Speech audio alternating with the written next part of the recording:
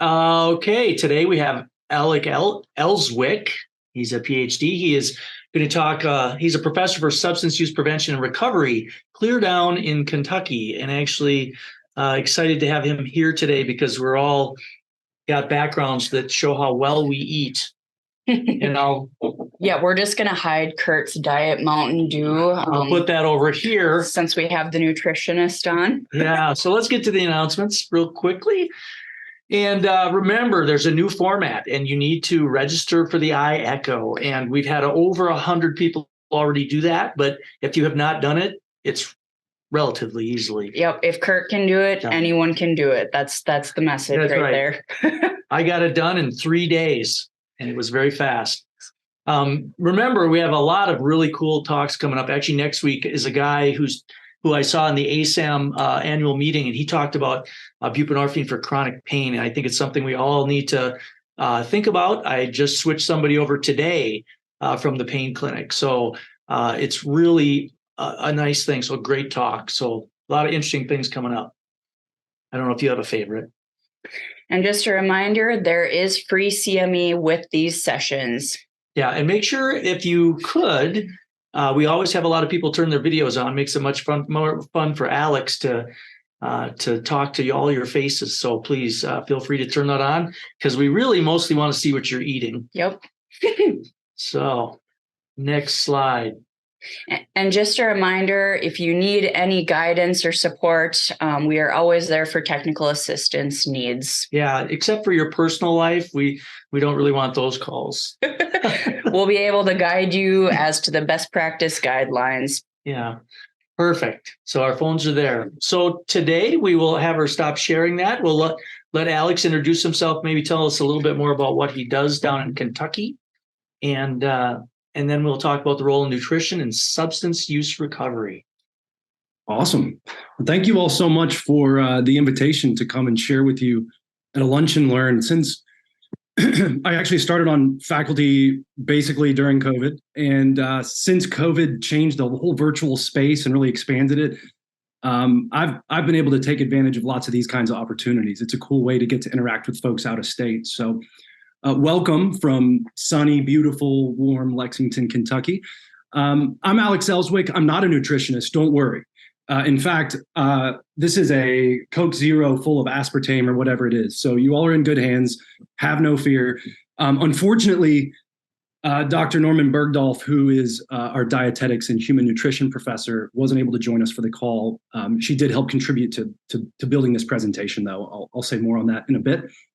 But what we're talking about today is the role of nutrition in recovery and thinking about, I think one of the points that I want to make from the very start is that nutrition is not supplemental. It's not secondary. It's not an afterthought. So many of the things that we regard as if it's something that we should do later once we've dealt with addiction are things that are fundamental to dealing with addiction, that are fundamental to what recovery looks like. And nutrition is certainly a part of that. And I'm a person who's had the opportunity to learn about addiction and about substance use and about people who use drugs from lots of different vantage points and lots of different experiences. So I actually started my professional career as a marriage and family therapist. I wanted to work with families who'd been impacted by substance use disorder the way that my own family had been impacted. And so I got my clinical training and I did, thousands of hours with individuals and couples and families. And I learned really quickly that I was not very good at it. And that sounds like a joke. It's not. It's just the truth. I'm not very good at therapy. I'm a very anxious person, as I'll tell you all in just a minute. So the whole notion of sitting in perfect therapeutic silence with a complete stranger is like anathema to my entire being. And I think I made my clients uncomfortable. And so anyways, I say all that to say, I did enough therapy to realize I wasn't any good at it and that I needed to go back to school and get a doctorate so I could do things like this and hide behind computer screens, and I'm much more comfortable this way. I worked for a little while in treatment. I heard you mention buprenorphine as an upcoming presentation, buprenorphine for chronic pain. I worked at a provider of buprenorphine, learned a lot about medications for opioid use disorder, learned a lot about the stigma that surrounds medications for opioid use disorder and that limits accessibility to those life-saving medications. And I also learned a lot about what's right and wrong with the treatment apparatus as a whole, and got some good perspective on that. Then I'm also a co-founder of Voices of Hope, which this is the only shameless plug I'll make for it. So if you get some time, give us a Google. Voices of Hope is a recovery community organization in Lexington. So we're not a treatment center. We're not a for-profit entity. We're an organization of people who use drugs for people who use drugs. And we're not a place that hires social workers or folks with credentials of any kind. The credentials that our employees have are lived experience. So we have more than 100 staff who are people who use their lived experience to connect with others and provide harm reduction services and connect them to treatment and all the things that they might need. And then finally, I'm my current post, I'm an assistant professor at the University of Kentucky. And my research focuses mostly on recovery. A lot of times people say, well, you study addiction, that must really be depressing. And fortunately for me, I really study the hopeful part. I study what are the ingredients in the recipe or the pieces of the puzzle or whatever analogy you like that need to be in place for people to sustain meaningful long-term recovery. And that's part of what we're going to talk about today. But in addition to all of that, firsthand experience, the most important experience that I have is personal experience. Because I'm a person in long-term recovery from an opioid use disorder. And so I don't want to spend, 30 minutes of our 45 telling you about my life, but I did want to take just a moment to kind of give you a sense of my own perspective, my own experience, and how I bring that to bear on the work that we do today. So I was born and raised in Lexington and born to really fortunate circumstances. My dad's a doctor. My mom's an accountant. Nothing bad ever happened to me when I was a kid. No adverse childhood experiences. But I inherited risk factors for addictions. And the first for me is a genetic predisposition for addiction. My mom has 7 uncles, 4 of whom had drug and alcohol problems. And my dad's adopted. I don't even know what's on his side of the family tree. So you can see that my genetic risk was pretty high from the jump. From the moment I came out of my mother's womb and before I made a bad decision or stole beer out of the garage or whatever we like to blame addiction on. And secondly, from the time that I was young, as I mentioned, I've struggled with anxiety. And I've been diagnosed with 3 different anxiety disorders in my lifetime: generalized anxiety disorder, social anxiety disorder, and trichotillomania. And if you aren't familiar with trichotillomania, it's a hair-pulling disorder. And so it disproportionately affects adolescent females. So usually you see 13 or 14-year-old girls playing with their hair and they start doing it. It's an attempt to cope with stress, but it's sort of a maladaptive coping response. And they actually start pulling out clumps of their hair. Well, don't ask me why, because I have no good explanation for you. But for whatever reason, for me, it was my eyebrows. So when I was in like 7th grade, I'd be doing schoolwork, I'm right-handed, and my left hand would just creep up to my eyebrows and start pulling as a way to just try to cope with anxiety. And I pulled my eyebrows clean out of my face. Like I had no eyebrows, and went to family Thanksgiving in Ohio. And my my cousin, who was like 8 at the time, did like a double take across the Thanksgiving dinner table. He was like, Aunt Shelley, what happened to Alex's eyebrows? He looks like a jack-o'-lantern, which is like not a nice thing to say about someone with a mental health condition, but we forgive him. And I share that with you because those anxiety disorders went undiagnosed until I was 22 and at my second treatment center. And so I spent, a decade of my life struggling against these disorders that I didn't understand anything about. When I was 18 years old, I had elective oral surgery to have my wisdom teeth removed, and I got prescribed oxycodone, and I got addicted to it really quickly. And I spent the next 5 years going through just abject misery. I think there are lots of different ways to characterize addiction, but that's the simplest way. It was real misery. And I went all the bad places that people go. I went in and out of jail on drug trafficking charges. I went on and off the street, in and out of treatment centers. I ended up homeless in Nashville, Tennessee, in Lexington, Kentucky, in Cincinnati, Ohio. And I spent the very end of my addiction sleeping under a bridge in Dayton, Ohio. There's, if any of you all are familiar with that area, Highway 35 overpass runs through downtown Dayton, and I slept under a bridge and panhandled for money and injected heroin. And I'd gone in and out of treatment and in and out of treatment. And despite my best efforts, it wasn't working. And I couldn't understand why, because not only did I have privileged access to all these treatment resources, but I was investing. I was doing my part. I was trying. And it's so hard for people to imagine that a person could be trying and failing at the exact same time. And that's exactly what I was doing. And I was fortunate that I walked out from under the bridge into a Salvation Army, which is a homeless shelter in Dayton. And that's where my recovery really began. I'll tell you, the first 30 days that I spent at the Salvation Army are the worst 30 days of my whole life. There's a scientific explanation for that I'll give you in a little bit. And really slowly things started to change for me. And I want to give you, like I said, I don't want to spend too much time here. So just really quickly, I want to give you one quick example of how I knew that my brain was healing in a meaningful way. And it had to do with food. Because when I was addicted, I would go days at a time and I would eat nothing but a couple of Pop-Tarts, right? Because in active addiction, I really wasn't motivated by food. Food was deprioritized where substances had taken its place.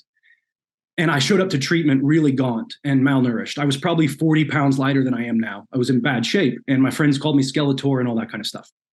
And at the Salvation Armies, we got food donated from the day-old bread store.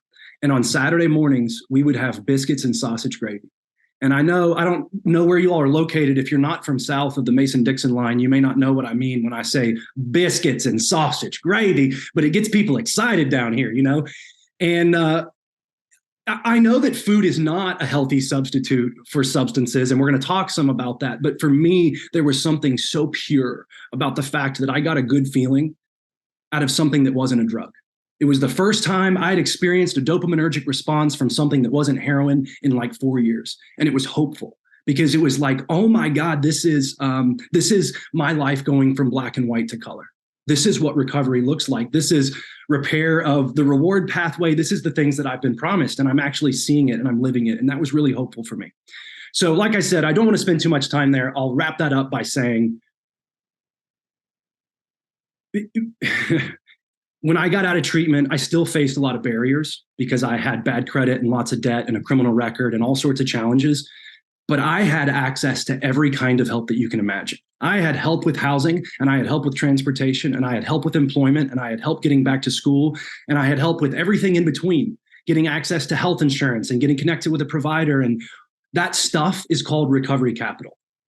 And recovery capital is, in my opinion, probably the most important concept to understand in order to understand solutions to addiction. In simple terms, if you were to say, what do people need to recover from an addiction? The simplest answer I would give is recovery capital. And so recovery capital refers to all those things. We're going to dive into that in just a moment. But I want to finish here by saying, I tell people all the time that there's nothing special about my addiction. It was a dime a dozen, and I'm sure many of you providers on the call have treated patients who have exactly the same trajectory, but there is something special about my recovery, and it ain't me. I promise I didn't come on this call to tell you all that I'm special. I had special access to the things that I needed, special access to recovery capital, and that's the reason that I'm 10 years in recovery today and get to do the things that I do, and that's really my chief message. But we're going to dive in on that. So before we do, let me make sure I give proper due deference to Dr. Norman Bergdorf. She's an associate professor of dietetics and human nutrition, and she's the one that I've been collaborating with most on doing this work. She would be the one to direct your nutrition-specific questions to. Like we've said, I'm not a dietitian or a nutritionist, but she's teaching a class and wasn't able to join us for this call. So our objectives for today are going to be to identify some common nutrition-related challenges faced by people in recovery, people who use drugs, explore practical strategies for supporting and improving nutrition during recovery, and then, in my view, more importantly, considering the broader impact of sustained nutritional wellness. One of the things that I learned through my treatment experience is we consider treatment to be like the be-all, end-all. And sometimes we celebrate just when we get someone to the front door of a treatment center and we take a deep breath like, oh, finally, we've done something. And the reality is this is a chronic disease. And treatment is an acute response to a chronic condition. It's never quite going to be sufficient. So let's start with broad context. And the way that I like to start any kind of discussion, particularly about recovery, is by grounding us in recovery capital. So recovery capital in simple terms refers to anything that increases the likelihood of recovery. This is the broad umbrella of factors that promote recovery, and it's a helpful lens because it helps us zoom out from treatment centers. I think if you ask most people in the general public, and even lots of folks who work in healthcare, what do people who have substance use disorders need? They'll tell you they need to go to rehab, they need to go to treatment. And then for many people, that's the very limited, one-dimensional understanding that they have. And what recovery capital helps us to do is to take a much more granular view of all of the resources that promote recovery. So for instance, housing is going to be a preeminent example. It seems to be a given that people who have safer, more stable housing are going to be in a better positioned for recovery. And I like to put recovery capital next to Maslow's hierarchy of needs. I'm guessing that many of you, if not most of you, got this during your training at some point. And remember that two things. One, Maslow talked about self-actualization in terms of reaching one's own full potential. And that's interesting because that's verbatim the same language we use for the definition of recovery from the Substance Abuse and Mental Health Services Administration. So SAMHSA defines recovery as a process of change through which individuals improve their health and wellness, live a self-directed life, and strive to reach their full potential. So in many ways, I think of Maslow's hierarchy as a hierarchy of recovery. Because for so many of us, we think of people who use drugs as if they're somehow alien and they're more unlike other human beings than they are alike. At the end of the day, people who use drugs are people first, and they have the same fundamental human needs. And so what Maslow reminds us is not just that basic needs are important, that basic needs are fundamental. And they're not an afterthought, and they can't be something that we consider down the road, that they're a part of a healthy foundation for anyone, particularly someone in recovery.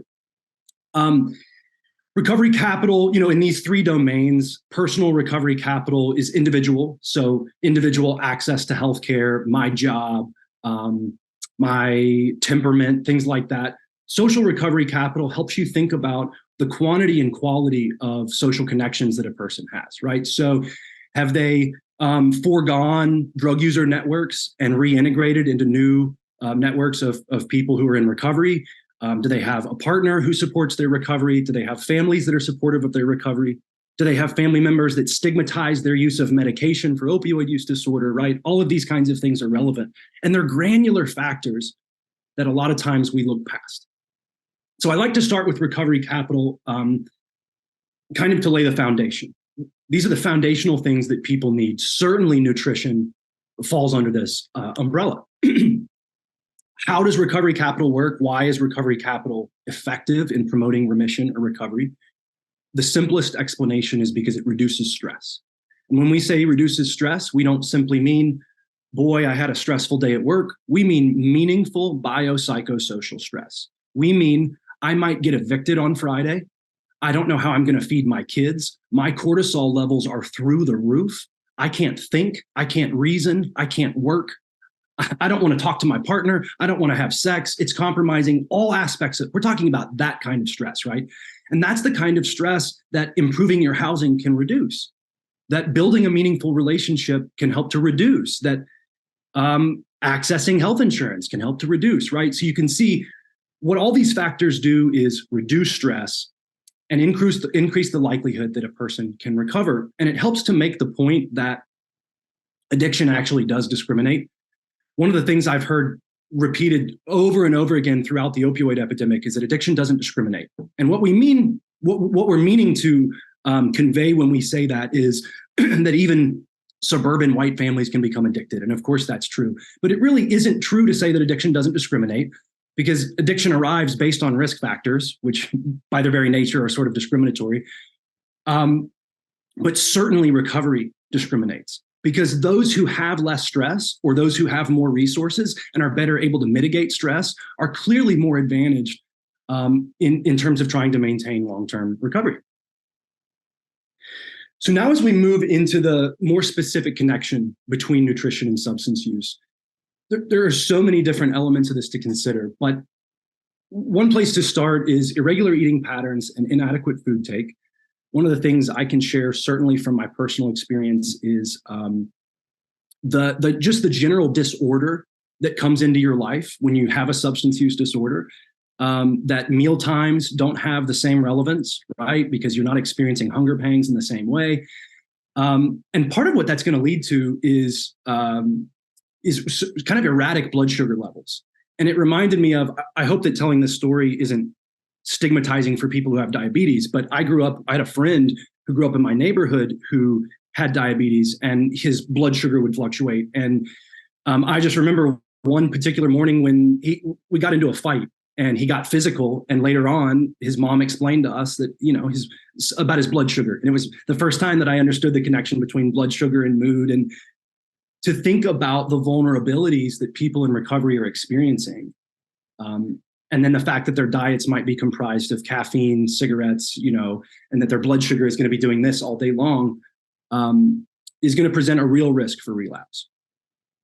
They also face food and nutrition insecurity. We see this especially in Appalachia and our Eastern Kentucky counties where, it's all fine and dandy to go in and do a nutrition intervention, but you also have to acknowledge the structural factors that exist. Like, they might not have fresh fruits and vegetables available to them. They might not have access to the same things. So sometimes what we couch as choices needs to be thought of in a more socio-ecological context of food access.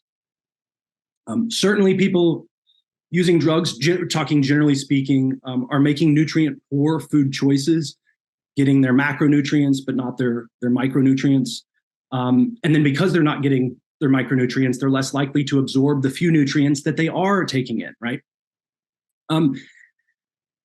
Another example, poor oral health, the common sort of stigmatized view of a person who uses methamphetamine as having really poor oral health. Well, that's really an intersection. That's not just methamphetamine use. That's the intersection between methamphetamine use and poor nutrition, because it's inadequate calcium that's leading to the deterioration of those teeth. When people have the sufficient micronutrients, generally that can mitigate those oral health risks for methamphetamine use. This I find really important and really interesting. Substance use disorder has shared genetic origins with some forms of disordered eating. So we find that about a third of the population has reduced density of a particular allele, particular genetic variation, which is associated with, this allele is associated with reduced density or sensitivity of the specific D2 dopamine receptor site. And the reason that that's relevant is because that reduced density of dopamine is a predictor both for substance use disorder and for disordered eating. And so we'll flesh that out a little bit more right here. This, I think, is really interesting. So these are called PET scans. It's a form of neuroimaging that allows us to look at dopamine activity in the brain. And so if I was trying to give you the shortest, quickest explanation of your brain on drugs, it would not be an egg in a frying pan. It would be this. I would tell you that the brain on the left is the healthy control. I would tell you that when you use a drug, it causes a dopaminergic response. So dopamine spikes, and that's why you experience a high. That's why you experience euphoria. That's what most people experience when they use a drug. But through repeated exposure to drugs, chronic drug use through days, weeks, months, years causes dopamine downregulation. So even though you might think that your brain likes those spikes in dopamine, because, hey, it's a high after all, remember that our brains like homeostasis, and our brains really prefer balance and don't want all that volatility. So our brains actually try to sort of, it's actually our brain trying to help us that causes addiction, because your brain catches on and goes, okay, I get what we're doing. Every day we're getting this exogenous blast of dopamine, and it's taking us way the heck up here. So what I'm going to do as your brain is I'm going to stop producing as much dopamine so that tomorrow when you use that drug, instead of going way the heck up here, it's going to bring you into balance. That's an oversimplified explanation, but the phenomenon is known as dopamine downregulation, and effectively it leads to what you see in the brain in the middle, which is a brain that's bereft of dopamine, right? And there's actually a really appropriate term for it, and it's anhedonia. And I love this word. An means not, and hedonia means pleasure. So it means no pleasure. It's describing a brain that, because of dopamine downregulation, is unable to experience pleasure. That's what it is to be addicted. So if you wondered, like, what is the lived experience of addiction? It's anhedonia. It's not being able to get pleasure out of anything but a drug. It's a really miserable place to be. And then, so days, weeks, months, years of using, dopamine levels go down, down, down, down, down until you reach a point where you have that brain that looks like the brain in the middle. Okay, but now I want to make one last point that I think is really, really important. And that is that I tricked you a little bit, because the brain in the middle isn't actually the brain of someone who's addicted. It's actually the brain of someone who was addicted to methamphetamine and now they're 30 days abstinent. So for the sake of argument, right, we can pretend this is a person who's just left treatment. In fact, sake of argument, this is a person who's just graduated a treatment center. And what does the term graduation imply, right? It means that they're finished, they're done. The work is done. And yet that brain is completely and utterly addicted, isn't it? And so the point that I want to make in showing this slide is that substance use disorder is a chronic disorder, and not in name only. It is absolutely a chronic disorder. And like other chronic disorders, it's not going to be cured in treatment, right? The best that we have is chronic disease management. So you look at the brain on the far right, that's the brain of someone who was addicted to methamphetamine, and now they're 2 years abstinent. And so after 2 years of continuous recovery, you see that brain much more nearly approximates the healthy control brain.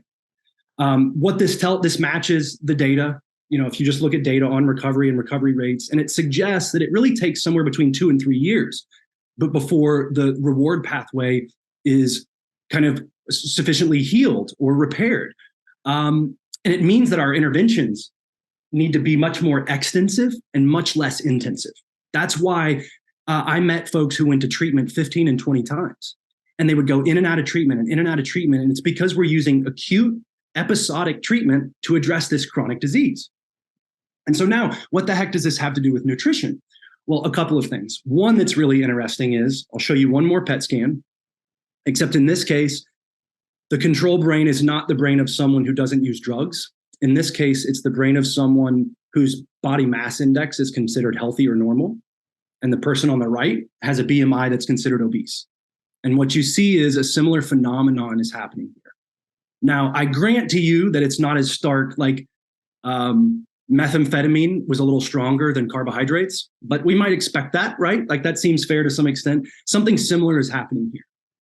And part of the reason I point that out is because people who are recovering from substance use disorders are at risk of experiencing disordered eating, both during their addictions and also early in recovery, because of that shared genetic origin. So nutritious foods can do a lot for people in recovery, and it's not insignificant. It's really one of the points that I hope to make. Chiefly contribute to the physical healing processes in the body.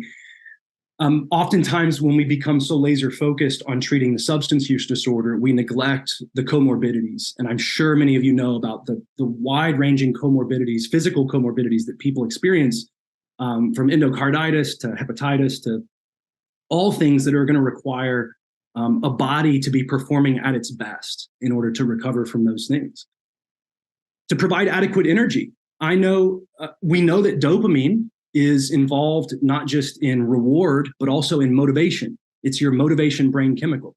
So think about how problematic it might be to be early in recovery and have down-regulated dopamine, right? It's going to compromise your ability to be motivated to go do the things you need to do to restore your life. All the more reason that people need to have genuine attention paid to their nutrition. Supporting brain health. There is more and more research being done every day on the connection between dopamine and nutrition. Actually, in 2022, a nutrition journal, I can't remember which off the top of my head, but a nutrition journal did a special issue dedicated entirely to dopamine and nutrition, and investigating the ways that we can use nutrition to expedite the upregulation of dopamine. And in layman's terms, what we're saying is that's organic medicine to the addicted brain, right? Restored and regulated hormone signaling. I work with a lot of men who have dysregulated hormones as a consequence of chronic exposure to drugs, especially people who had chronic exposure to opioids. And they might experience like opioid-induced androgen deficiency, stuff like that. again, if you have inadequate nutrition and you're trying to recover all of these comorbidities and trying to fight all these things off, you're disadvantaged. And then again, nutritious foods can reduce stress. It goes back to the idea that's of good food equals good mood. And that energy drink or that candy bar, or it'll feel good right now, but you're going to pay for it later. And that's problematic for people who are in recovery. Some other things, stabilize blood sugar levels. And I commented on that earlier, but I think it's difficult to help folks who don't have lived experience to appreciate just how vulnerable you are early in recovery. You're just walking on eggshells all day long. You're physically vulnerable. You're psychologically vulnerable. You're just in every way, you're very sensitive to stress. And so I would think that any fluctuation in blood sugar would be problematic. Improves digestion. I know because of my chronic opioid use, I have had lots of GI issues as a consequence of that. Certainly during like withdrawals, when you experience diarrhea and all that sort of thing. But I've had some long-term problems as a consequence of that. And to maintain appropriate body weight. And I'll say some more about this in a minute, but weight gain is a real concern. Not only is it a problem, a physical health problem for people in recovery, it's also a concern that's chief in their minds when we survey folks in recovery and ask them, particularly women. And so it's really a skill to be offering somebody in treatment or early in recovery to be thinking about how they can begin to eat in such a way that is going to serve them. And then building transferable life skills. My master's thesis, I interviewed 8 folks who were in long-term recovery about their recovery capital. And one of the things, they were all emerging adults, so all 18 to 25-year-olds. And one of the things that surprised me was that to a man and to a woman, every single person in my study who was an 18 to 25-year-old, an emerging adult, said they found adulting to be complicated by their addiction, that during the time when their peers had gone and learned all of these transferable life skills, they'd been using drugs and they'd been honing other skills, frankly. And I think that's true. And I think that's fair. And it puts people at a disadvantage. And so how do I budget? How do I go to the grocery and shop? How do I even know what to buy at the grocery, right? These things that might be really intuitive to the rest of us might not be for people who are early in recovery. So weight gain, there is a great researcher out of Nevada, Reno. Her name's Dr. Annie Lindsay, who does work on gender responsive treatment. And she's the one who first kind of made me aware of the proportion of women in recovery who are concerned about weight gain. She showed me a study where a third of the women in the sample cited weight loss as a reason for their drug use. And that too genuinely surprised me. But in recovery, if you know someone who's even just quit smoking, quit using nicotine, you know that hand to mouth and the way that can quickly be accompanied by 15 to 20 pounds of weight gain. It happened to me. I showed up at the Salvation Army 40 pounds underweight, and I left about 25 pounds overweight. So I found my way. Another common nutrition-related challenge that is really interesting to think about is called craving confusion. In simple terms, it's basically a phenomenon that occurs when a person's hunger craving is mistaken for a drug craving. I think it doubles down again on the point that I've been making also about blood sugar levels, that any adverse experience for people who are early in recovery is problematic because we're sensitive, and our number one coping strategy for years has been to use a drug. And so if you experience a craving, people might be more likely to misinterpret that as a craving for a drug and to experience it as a trigger. Again, all the more reason to talk to people about the need to eat foods that have fiber, foods that fill them up. And then gut issues. I think we're learning more and more about the connection between the gut and the mind. I'm certainly not an expert on this. Probably a lot of you on this call know more about this, but I read a book on it a couple of years ago because the connection between GI activity and anxiety, because I've got these anxiety disorders and I've got all this wacky GI stuff going on. And so it kind of illuminated for me some realities of my own experience. We also want to consider some external nutrition-related challenges during recovery, and I alluded to this one earlier, but a big one is food access. A lot of our folks have not been socialized to grocery shopping, and so they go to gas stations. And not only is that not cost-effective, they're wasting lots and lots of money, but obviously they're eating foods that are really high in sodium, really high in carbohydrates, and really high in sugar, and really high in caffeine. That's basically what comprises the diet, which, as you can see, is going to send you all over the walls and all over the place. It's not going to provide you with sustained energy. And so it starts with making people aware. Some of it is building skills. Some of it is helping people understand what resources exist in their community. In one case, we got a treatment center connected with a food pantry, which was allowing them to get access to some better foods than they had. And then physical resources. So going back to the point that I made about building transferable skills, and particularly emerging adults in recovery not having those skills, a lot of the folks we serve don't have measuring cups. A lot of the folks that we serve have one pot and they cook everything in that pot, and they've never been taught that they can skewer something in this pan, or that they don't know about kitchen utensils. They're not sort of socialized to that environment. And that creates a kind of fear and prevents people from trying new things.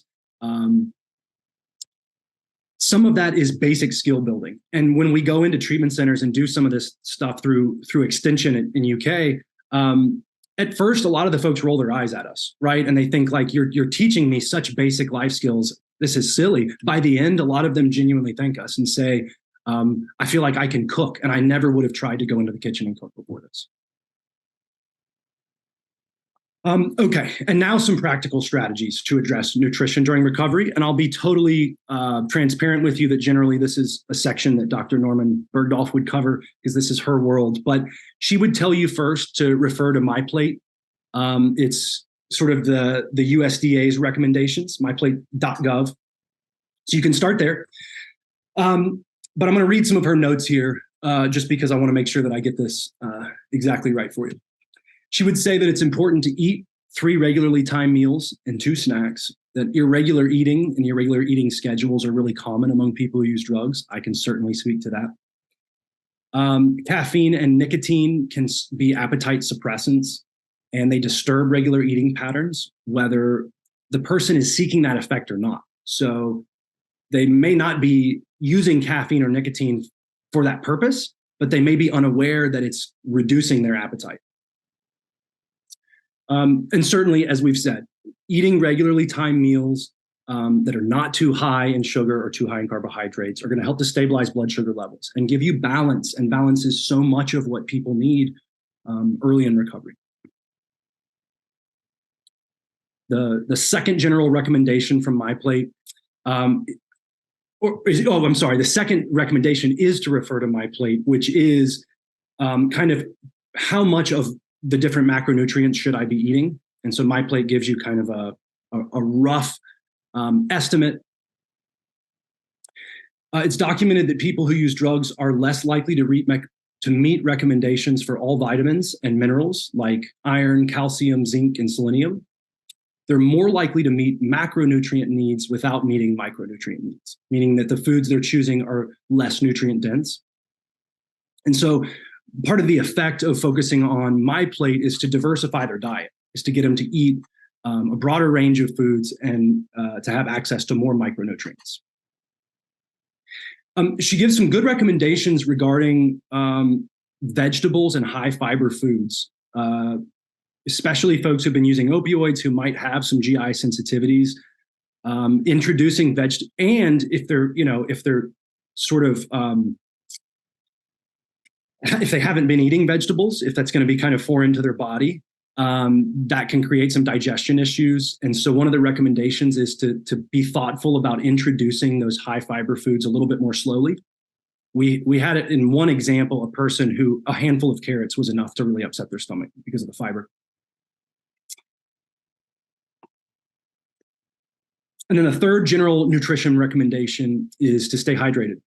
And what that allows you to do is to counterbalance the effect of those over-caffeinated beverages, those hyper-sweetened beverages, to help regulate the hunger cues and reduce the likelihood that people experience that craving confusion. Dehydration is common with consistent drug use and can contribute to imbalances in micronutrients and electrolytes. And Heather points out that sugar-sweetened beverages can be a lot more than just soda. Fruit-based drinks, energy drinks, coffee-based drinks. I'll tell you what our staff do. I swear I'm not picking on anybody. I think this is so germane to our discussion. Our staff DoorDash Starbucks. And I got to get them to stop. It's killing me every time I see it. I'm like, you're wasting so much money and it's so bad for you anyways. But anyways. So these are general recommendations. And one of the things that I hear Heather talk a lot about is the fact that we start with the foundational stuff. It might seem oversimplified, but for someone whose eating patterns have been so irregular, for someone who's so depleted of their micronutrients, for someone who hasn't been getting a good variety of different foods, these three recommendations alone will satisfy a lot of the things that they aren't getting. And then another thing that I'm reminded of from Annie Lindsay, who talks about gender responsive treatment, is the importance of being careful with your language when you talk about food. That people can be pretty sensitive to body shape, body size, to talking about weight, and to talking about, when we're talking about foods like they're good and bad foods, as if these are the foods you should be eating and these are foods that are off limit, and that kind of binary might not be helpful. So we developed a curriculum to meet some of these needs in Kentucky, and I'm going to go through this kind of quickly, but I just wanted you to know that this is a resource that's available. We had so many of our SNAP Ed assistants who were going into treatment centers who were being asked to provide nutrition-related programming that we thought maybe it's time that we create a targeted and tailored curriculum to really meet the needs, because we know that people in recovery are going to have different needs than the general population. So we started with 2 listening sessions with 19 of our assistants back in January of 19, before the world turned. And these are some of our the feedback that we got from our educators. And the first was an initial lack of trust and acceptance. And it's a really common thing that we get when we go into treatment centers. We're an outsider, and so we have to start by building a rapport. One of the things that I encourage our educators to do is to give even a 5-minute teaser about Recovery Capital, or to try to ground what you're doing in Recovery Capital to help them see that this is not just some silly other thing. This is not just a time waster. This is not just we needed a class to teach today. This matters. This will actually serve you. This will actually improve your odds of recovery. It'll actually improve your subjective experience, to try to get some buy-in. That commonly that people don't want to participate. And again, that going back to the idea that they may not see the value, that they may see this as much of the world does as secondary, when it is so critically foundational. Our folks have short attention spans, and that's definitely a reality of my experience and of the experience of our educators. And that means, being thoughtful about the way that you might do some of these interventions, not teaching a 1-hour lesson. In some cases, like when we go into detention centers, obviously there are restrictions on knife use, so we've had to be thoughtful about how we do that. Not having wireless. Oh, and then the last one that I think is most relevant here is thinking about triggers.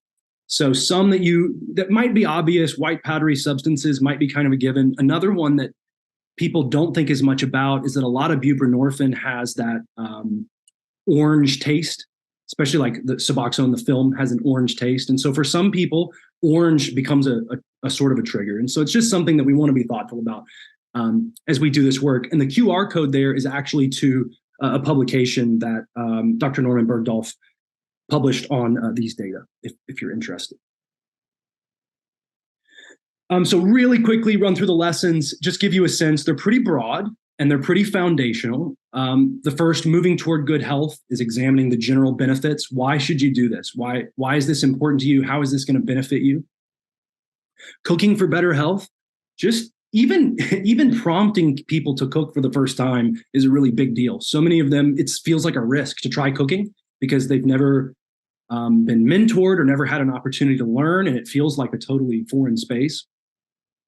Food safety, educating folks about how long they can store food and how to store food and how to clean and prepare food and keep it safe.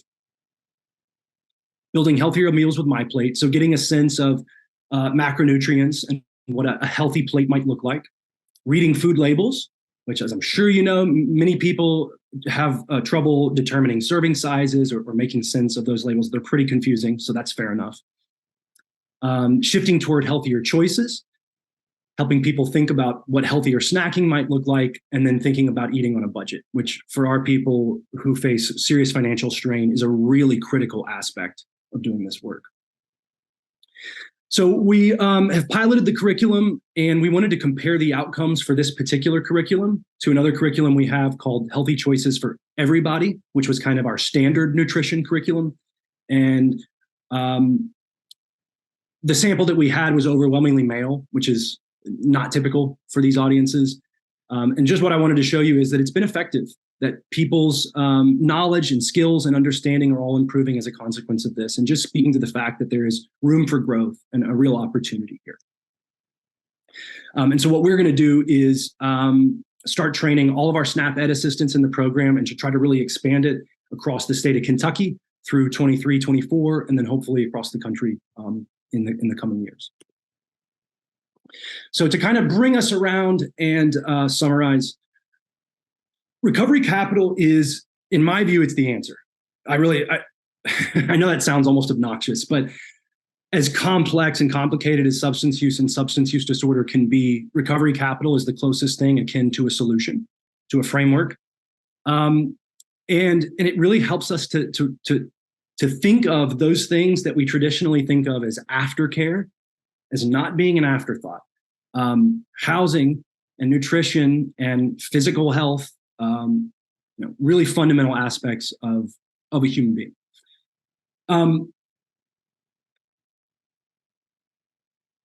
Food-related behaviors and food-related skills are recovery. These are challenges that, as I said, even before we were doing nutrition-specific work, that we uncovered in my master's thesis and in a lot of the other work that we've done, that folks really aren't.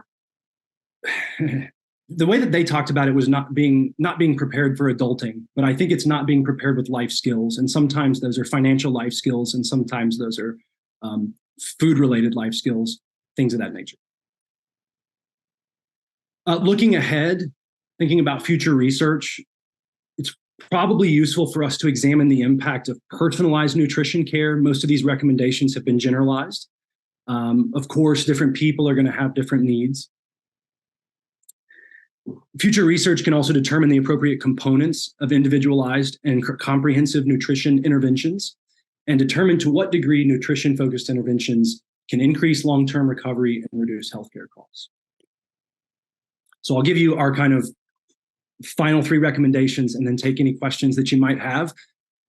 Nutrition and substance use are really deeply connected, and they're connected in a lot more ways than we think about. They're connected in our brains, they're connected in our guts, they're connected in our bodies, connected in a lot of meaningful ways. Number 2, the general nutrition recommendations are a really great starting point. You might think that you need a more comprehensive, full-scale nutrition intervention, but the reality is most people need to get back to basics, or not back to basics in the case of folks who have never been taught these things in the first place. And then food and nutrition-related skills can increase self-sufficiency and resiliency in individuals in recovery, and are really considered a form of recovery capital.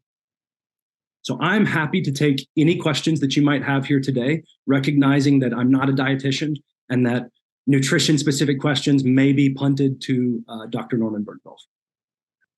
Wow, that was really a great talk, Alex. I got a bunch of questions. I know Aaron does. If there's anybody else, please feel free to unmute and just fire away. But I'll kind of start it out because I think, interestingly, like when we see people in early recovery, I think we always look at success certain ways, right? We look at like, do they get their families kind of back going? Are they working again? Do they have a place to live? And I'll have to admit, I've never thought, did we get them in a more nutritionally better place, right? And it kind of opened my eyes, because I mean, clearly we always see the dental issues, which are fundamentally probably because of their nutrition as well. And so if you had to make a recommendation, would you say that patients that we see in early recovery, we also involve somebody as far as a consult to have them see somebody about nutrition? I think it's a great idea. To the broader point that you made about the way that we evaluate treatment outcomes or success, I'm working on a huge grant proposal with our Center on Drug and Alcohol Research on non-abstinent recovery outcomes. And it really is, to what you're talking about, helping us say, beyond drug use, what are the actual indicators of success that we care about? And one of the things we're getting from our early survey research is that just subjectively feeling better is a marker of recovery for people in recovery. They just want to feel better. Like, in simple terms, they want to feel better. And so to me, nutrition plays such a key role in feeling better. And if you're making choices that are compromising your ability to feel better, especially when you don't know that you're doing it, I think in many cases, people would change their behaviors if they understood the impact of the energy drinks and all the things. So yeah, I think the data show only about 7% of treatment centers have any type of dietitian or nutrition related intervention. It's not super common, but I do think it's a fundamental aspect of human health. Yeah, I know Aaron's got questions, but I want to piggyback on that, because I think often one of my big things is to try and give people what you want to keep them busy. You want them to have structure in their day. You know, I'm always really working at them like, let's get back at your work, do all these things. But honestly, this is a patient group that often has jobs that don't make it easy for them to have, you know, a standard nutritional day, right? As far as 2 or 3 meals. You know, they're working landscaping, they're tree trimming, they're working construction, long days, no ability to sit down and have that meal. That seems like a big thing, really. That's definitely true. And like 9% of the workforce is addicted, but 18% of the food workforce is addicted. So, you know, to your point, I mean, people who are going to be working at like a McDonald's or working at like I don't know. I worked at a local a taco shop early in recovery, and I used to take chips and queso home every night, and it's so bad, you know. It was not just like a conscious choice I was making. It was really just a consequence of the job and the setting, and right. So it's a good example. One of my questions is, what is a meal that patients early in recovery have said is one of their favorites, being quick, easy, and non-overwhelming, but yet very comforting? Such a good question. I'm probably going to have to defer to Dr. Norman Bergdorf. I'm going to write all these down, make a note, and make sure we can pass these along. And maybe you can, however you all want to get that information out to your folks, that's cool. Katie does that for us. Katie, that kind of, if you have the answers, just send them to Katie, who kind of set this all up. You know, early on in recovery, there's such chaos. You know, if you had to pick one of these parts of recovery capital that you think is most important to start with, what would it be? Social recovery capital. Quick answer. And I'll tell you why. There was a paper published in 2010 in a journal called Frontiers in Behavioral Neuroscience that talked about how pro-social activity upregulates dopamine. So in other words, having pro-social interaction is like organic medicine to that part of our brain that's addicted. And it's a shame then that we've kind of constructed a society in such a way that it disenfranchises and marginalizes people who use drugs as much as possible, given that they're the people who need connection the most. And that really is kind of like the jumping off point for our recovery community center. That's why we don't prioritize abstinence or any particular pathway of recovery. We prioritize connection first. So, you know, connect before you correct, that kind of idea. My favorite example of this, just if we have 2 minutes, really quickly. We got a note from a participant at Voices of Hope last year, and she said that she was an IV drug user. She was experiencing homelessness and pushing her shopping cart out in front of the center day by day. And the sign to our center in Lexington says Recovery Community Center. And to her, the word recovery meant abstinence, like it does to much of the world. And so she thought, I don't want anything that they have in there, right? I'm not ready to stop using. That's not for me. And so she kept walking by and she kept walking by. And then one day, through word of mouth, she heard from someone else who was experiencing homelessness that she could get her laundry done for free at Voices of Hope. We have a washer and a dryer, and we just ask that people meet with one of our recovery coaches for one session.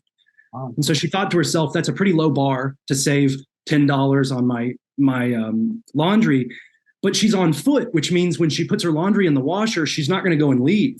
So now she's putting her laundry in the washer and she's spending an hour hanging out at a recovery community center. And so she did this for a couple of weeks. And on the third week, she approached our recovery coach and said, if I wanted to get into treatment, could you get me there? They got her into treatment that day. And today she's more than 6 months employed and more than 6 months abstinent. And the reason that I love that story is because if our focus had been abstinence first, she wouldn't be abstinent today. So even though our abstinence isn't our goal, it's pretty cool that because we prioritized connection first, we were able to create a foundation in which she could find a recovery that works for her. And for me, that's why social recovery capital is the most important component. It can kind of counteract a lot of the deficits in the other areas. I think it's just something that I didn't think much about was to talk about nutrition with patients. What is your feeling about the right time to have the exercise conversation? I think, so to the point about this not being an afterthought, I do think it's something to bring up really early. I think it's something to make the point like, hey, this is not just like going to an AA meeting is not going to prevent you from using. It's not going to be your total solution. Eating right is not going to be your total solution, and exercising is not your total solution. These are all things that increase the likelihood, that increase the odds. And I'm fortunate in that I've always been, at least when I'm not using drugs, I've always been really a dedicated exerciser. It's just kind of how I am. So it doesn't like take discipline from me, but I'm a huge believer in it. And I think it's a huge part of the foundation of my own recovery. I have a friend, Brent Canode, who runs an organization like ours in Portland, and it's a CrossFit gym for people in recovery. And the thing that's so cool about that, not just that people are exercising, but if you all are familiar with CrossFit, it's really a group activity. It's really social. And so it's really like these people in recovery finding their tribe and getting together and moving their bodies together. It's like, I can't think of anything that they could do better, right? Interesting. You know, I think that if we put a sign up in the front of the addiction clinic that said, you can't come here if you're on an energy drink, I think our building would be empty. And I really struggle with the conversation with, I mean, we see people drinking 4, 5, 6 Red Bulls a day, and how to get people to kind of shift to the healthier drinks. Do you have kind of thoughts on that? I think one thing that's helpful is just helping people understand that what nicotine and caffeine and sugar and carbohydrates, at the end of the day, what all those things are helping them chase is just dopamine in the first place. Those are all just means to an end. And the end that they want is dopamine. And they have a brain that maybe they were disadvantaged in terms of dopamine activity from birth. And maybe they've done even more damage to it through repeated drug use. And I think just having some context for that is helpful. When I understood what was happening in my brain, I got it. I'm telling you, as soon as I got it, I was like, oh, then there's a reason where a period of abstinence is going to help my brain heal. And it's going to, it all kind of flows to the next. So I think that kind of psychoeducation can be helpful to help people see the value in doing those things. Because I'm totally with you. If you start banning energy drinks, there's going to be a mutiny. Yes, there would be. You have more questions? Because I have one other thought. Go ahead. And now you almost made me. Oh, now I remember. Here it came. You know, one of the things that that when you see somebody in their early in recovery, is there a way for you to tell what recovery? What's the word? The recovery. What's going to be most important to them to fix, whether or not it truly is connection. I mean, is there a way to kind of, not everybody's the same. So maybe for some, connection isn't the first thing. Capital. Yeah, recovery capital, Yes. Different for each person maybe too. Yeah, there's a lot of interest right now. It's actually part of the reason we're doing that grant. There's a lot of interest in measuring recovery capital. There have been probably 20 scales developed over the last 5 years. There's a couple of brief versions that have good clinical utility that are like 10 question versions that allow you to just get a quick assessment of someone's recovery capital and where the deficits might exist. None of the scales are great, just to be honest with you. In my experience, none of the scales are great yet, but we're moving in the right direction. It's an emerging science, and we're trying to get to a place where we can do exactly that, exactly what you're asking, which is like assess where is the gap in this person's holistic access to resources or whatever it might be. Anybody else out there with another question? I don't know if you, April had a little comment. Did you want to kind of chat that out? Do you want to unmute, April? No, I was just pointing out the obvious, probably, that there is a correlation between eating disorders and SUD. Yeah, I hear it so much. Yeah. Actually, it kind of like blindsides a lot of people that have had bariatric surgery. They do put a lot of emphasis on it. You have to do a lot of work. And they try to do, for me anyway, they did put a lot of emphasis on it, but I think maybe it does get lost in a lot of programs, and they end up having bariatric surgery. And I've just heard so many stories of people having bariatric surgery and then ending up having an SUD because they didn't address that properly and they got blindsided with that. Yeah, it's actually that as well. And if you pick the thing that's the biggest problem after bariatric surgery, it's alcohol use disorder. Very, very common in bariatric patients because of how quickly they get reward from drinking alcohol. Interestingly, they get a much higher blood alcohol level much more quickly, and it's that positive reinforcement. So we actually see that in our treatment here. The bariatric surgery patients very often end up with an alcohol use disorder, probably more common than the others. I don't know if you have anything with that, Alex. Well, I'll just tell you, this has just popped into my head. This is kind of a strange connection, but I just learned recently that carbonated alcoholic drinks get you drunk faster. And the explanation for this had something to do with the carbonation, like loosening the sphincter in your stomach or something like that. Whatever the explanation was, I thought, man, there's so much that my friends who are using these substances should know. They should know these things about the drugs that they're taking, about the drinks that they're drinking, but they don't. It's probably a different discussion, but I think a lot of that has to do with the fact that we won't do harm reduction based education. We do abstinence based drug education. We say don't do drugs, and we say nothing else. And then kids arrive in a world where, guess what? People are using drugs. Yeah. Yep. All right, we're about out of time. Anybody else with any other thoughts before we let Alex go? I think we were all very happy. That's quite a talk. I think it's something that when I saw that you guys gave this talk, it was something I knew very little about. And so I really appreciate you coming on, Alex. Yep. Yeah, thanks so much for making some time for me. Appreciate you. All right. Thank you. All right. Well, thanks again, Alex. And thanks everybody for coming. Next week, again, I believe I'm trying to remember what we got going next week. Chronic pain and buprenorphine. One of the speakers from the ASAM out on the East Coast this year. So a great talk. Okay. Well, everybody have a good week, and thanks again.